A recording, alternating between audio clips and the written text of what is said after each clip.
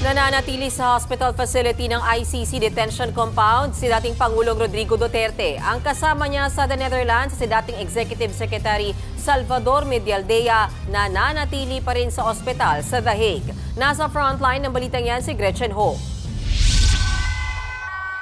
Isang linggo nang nasa ICC detention facility si dating Pangulong Rodrigo Duterte. Ikalawang beses na siyang nabisita ng anak niyang si Vice President Sara Duterte. Ito kalalabas lamang ni Vice President Sara Duterte mula sa kanyang pangalawang pagkikita kasama ng dating Pangulo sa loob ng ICC Detention Center.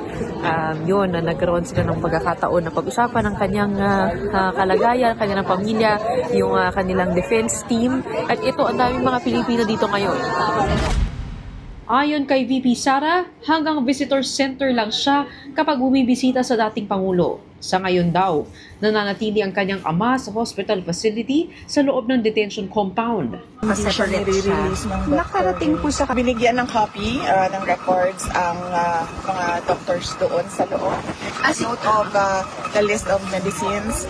Ang sinabi niya sa akin, para akong nasa hotel except that hindi Sa mga kwento ni VP Sara, nakakapag-adjust na ang dating Pangulo sa detention facility. He's charming that everyone inside.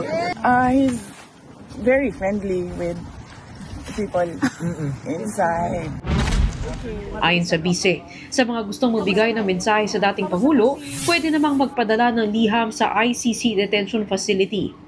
Si dating Executive Secretary Salvador Medialdea naman, nakasama ng dating Pangulo, nananatili sa ospital sa The Hague. Ayon kay Senator Robin Padilla, nahimatay si Medialdea.